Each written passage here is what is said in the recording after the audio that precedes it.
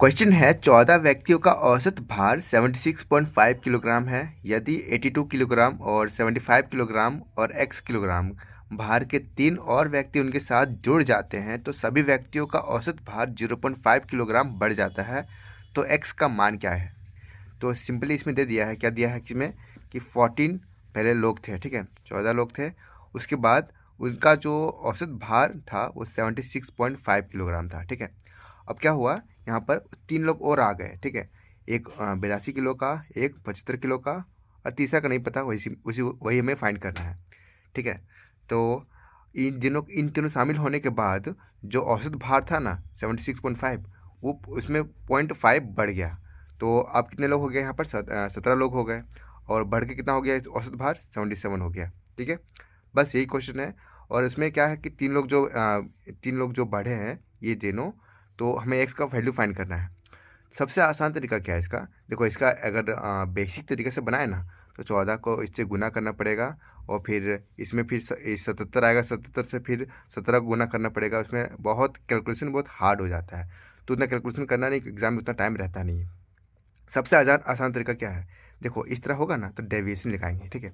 Deviation कैसे लगाएंगे? देखो यहाँ पर कितना बढ़ रहा है? 0.5, ठीक है। 0.5 बढ़ रहा है यहाँ पर। 0.5 को इससे गुना करेंगे, ठीक है, तो कितना आ जाएगा? यहाँ पर 7 आ जाएगा, ठीक है, 7 आ जाएगा। और लेकिन उससे पहले क्या करेंगे, यहाँ जो 77 है ना, 77 जो फाइनल यहाँ पर एवरेज आया है, बढ़ने के बाद जो भी चेंजमेंट आया है उसमें हम 3 लोग यहाँ पर हैं, 3 लोग यहाँ पर हैं, तो 3 लोग हम 3 से गुना कर देंगे इसको। 77 इंटू 3, 77 गुना 3 प्लस इसमें जो 7 है 0.5 को, इसको जो है 0.5 जो है इसको गुना करेंगे इससे, ठीक है। गुना करेंगे तो कितना आएगा? 7 आ जाएगा, तो वही 7 यहाँ लिख देंगे। इसको कैलकुलेट करेंगे अगर हम तो कितना आएगा? 7 ये 7 21 और यहाँ पर 7 21 और 22, ठीक है, 7 21 और सॉरी यहाँ पर ये आएगा 23 आएगा, ठीक है। 231 आएगा प्लस यहाँ पर जो 7 है 7 आएगा, तो इसको जोड़ेंगे तो 238 आएगा। 238 आ गया, ठीक है।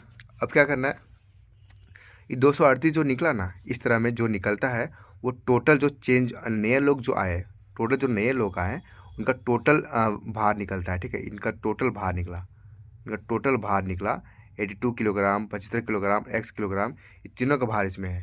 तो तीनों का भार है तो दोनों को मिला कितना भार हुआ? तो 82 ग्राम और 75 किलोग्राम को जोड़ेंगे अगर हम, 82 किलोग्राम और 75 किलोग्राम, ठीक है, प्लस एक्स जो है उसका वैल्यू यहाँ पर कितना है? 238 है, ठीक है। अब इसमें हम x घटाएंगे अगर हम 238 में ये दोनों को जोड़ के इधर लाएंगे हम, तो ये कितना आ जाएगा? 507 आएगा, 8 15 157। इसको हम और घटाएंगे यहाँ पर तो 81 आएगा, ठीक है, जो कि हमारा x का वैल्यू निकालना था। तो वही हमारा आंसर आ गया, जो कि हमारा ऑप्शन नंबर सी सही हो जाएगा। तो इस तरह के क्वेश्चन आपको इसी तरह से डेविएशन मेथड से सॉल्व करने हैं, जो सबसे आसान तरीका, इसमें कैलकुलेशन ज़्यादा नहीं करना होगा, ठीक है। उम्मीद है आपको समझ में आ गया होगा। Thank you.